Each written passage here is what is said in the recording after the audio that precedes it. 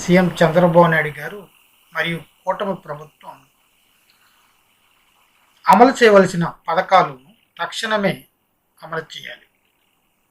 ముఖ్యంగా దివ్యాంగులకు తెలుగుదేశం ప్రభుత్వం ఉన్నప్పుడు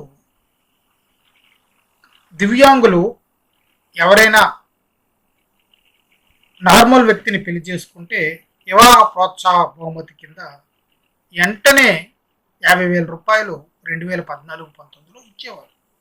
ఇప్పుడు ఆ పథకాన్ని గత ప్రభుత్వం వైసీపీ ప్రభుత్వం గారించిన ఆ ప్రభుత్వం అమలు చేయడానికి ఇంకా రాష్ట్ర ప్రభుత్వం 9 నెలలుగా ఏ విధమైన ప్రక్రియ చేయకపోవడం దురదృష్టకరమైన విషయం. ఎందుకంటే గత 2 సంవత్సరాల నుంచి అనేక మంది దివ్యాంగులు పెళ్లిళ్ళు చేసుకొని వివాహ ప్రోత్సాహ బహుమతి ప్రభుత్వం ద్వారా అందుతుంది అనే ఎదురు చూపులతో చాలామంది దివ్యాంగులు ఉన్నారు.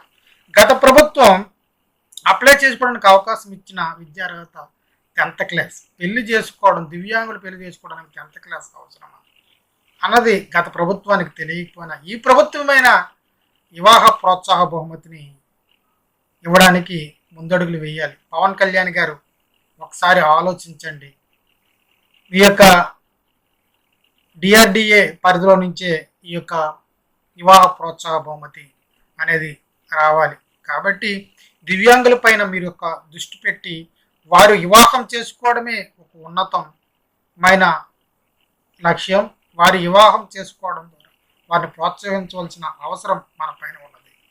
అట్లాగే దివ్యాంగులకు అన్ని రకాల ఆర్టీసీ బస్సుల్లో ఉచిత ప్రయాణం కల్పించమని ఎన్నోసార్లు మిమ్మల్ని అడగడం జరిగింది. దానిపైన ఇప్పటి వరకు ఏ స్పందన లేకపోవడం చాలా దురదృష్టకరమైన పరిస్థితికి దారితీస్తుంది. కాబట్టి ఇంకా చదువుకున్న దివ్యాంగులకు పెన్షన్లు ఇస్తున్నారు. అలాగే నిరుద్యోగ భృతి కూడా ప్రభుత్వం ద్వారా అందించడానికి తగు చర్యలు చేపట్టాలని ప్రభుత్వాన్ని కోరడం జరుగుతుంది. అయితే ఈ పెన్షన్ల సర్వే విషయంలో అనేకమైన అవకతవకలు జరుగుతున్నాయనేసి చాలామంది తెలియజేస్తున్నారు. దానిపైన సంబంధిత షర్ప్ మంత్రివర్యులు కొండపల్లి శ్రీనివాసరావు గారు కూడా దృష్టి పెట్టి ఈ యొక్క పెన్షన్ల విషయం పైన నిజమైన దివ్యాంగులకి అన్యాయం జరగకుండా చూడాలని ఈ యొక్క వీడియో ద్వారా మీ అందరికీ కూడా తెలియజేస్తున్నాను.